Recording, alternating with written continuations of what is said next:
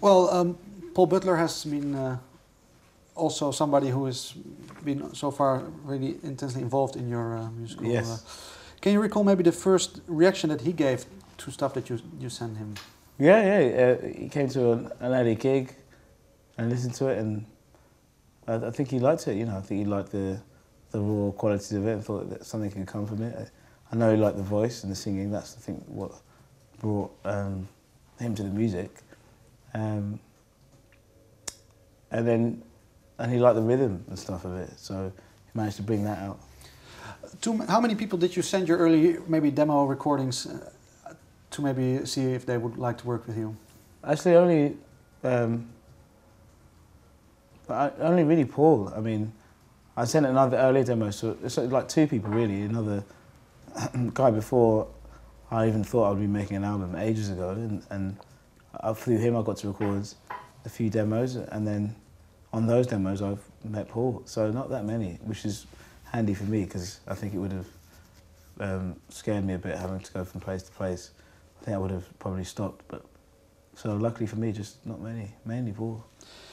Yeah, in hindsight, what do you think that Paul also maybe even more opened up in you, because he added a lot, of course, maybe in the production sense, but did he also add a lot in your musical development? Yeah.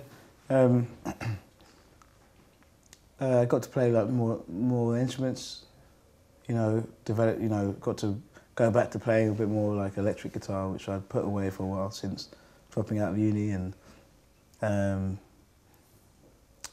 just the rhythmical aspect of things and just pushing my own boundaries a bit more, not necessarily pushing boundaries of like music, but my own boundaries, which really is all that matters for each artist, is their own road, not really what anyone else is doing. So allowing me to, sing different kinds of sing and write different kinds of songs than maybe I would if I hadn't been at the studio. So quite a big effect. Those boundaries that you mentioned, your personal boundaries, until what extent are they now open? Do you think? Yeah, I mean, people like you just to play. I'm finding like in England when people come to gigs, if they've been coming for a little bit, before I had a band, before I had an album, I'd generally play on my own or maybe just with a bass player, which I love, and I pretty much just did that. So he's kind of, the boundaries were to widen. Now there's a band, there's guitars, keyboards, and sometimes flutes, percussion, the drum kit, all these kind of sounds and colours that I'm playing with and singing over, which I really enjoy. Whereas before I started working with Paul, I wouldn't have really dreamt of doing that. I would have liked to stay in the comfort zone of just my acoustic guitar and maybe couple of other instruments. So that's something that he's brought, and it's good to just keep pushing those. I'll always have that base of a guitar and a voice, but you can't just stay in the same place. Is it important for you to maybe know what the bass is, because some artists they try to maybe to get drowned maybe in the production because they get orchestras and everything available to them, but sometimes it doesn't really make the thing. But is it for you to do you always have a clear vision in what can add a certain quality and what? I like to have an idea. Like I can't play drums but on the album I'd play the bass guitar and like the electric guitar and the acoustic myself and whatever other instrument I could play. So you're surrounding yourself with yourself. I think if you just get loads of other people to do stuff over your song, then you can get drowned. But if it's you doing it too, then it's more of your own personality coming out and in the rhythm and the tone of the music. So, and obviously, like if you get a good producer, they'll know when you've gone too far. So some songs will be very basic and stripped back, some will be quite elaborate. But I think it's good to be able to do that just because it's interesting to listen to sonically, Did you actually record also the Home Again album also in his place? Yeah, all of it, yeah.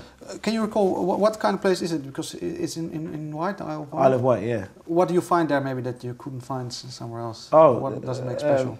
Nothing really specific to the place. The only thing that you could find that you couldn't find anywhere else is Paul's studio. So if it was in Amsterdam, I would have come to Amsterdam. If it was in China, I would have gone. As long as it was that studio and that kind of way of working, that's what really made the record. The record is the way we worked and the sounds that he got and the way that we made the music was what made the album. So it wasn't necessarily the place. or where it was how we did it and who was there, and it happened to be on the Isle of Wight. Did you instantly find the sound you were looking for, or did you have to lot? Took a time, yeah. It took about a year of just working together, working on different songs, and I had to write a lot more songs than I had at the time. As through so we found it. We found a sound through writing a different kind of song, a kind of song, and also that would work and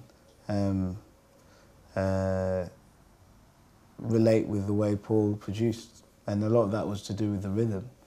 Mm-hmm. You know, that's what he likes, and then the sonic palette. And once we have that, then as long as the song can breathe, and that's how we found that we could work together. If it was just the song and nothing else, then we wouldn't really get anywhere.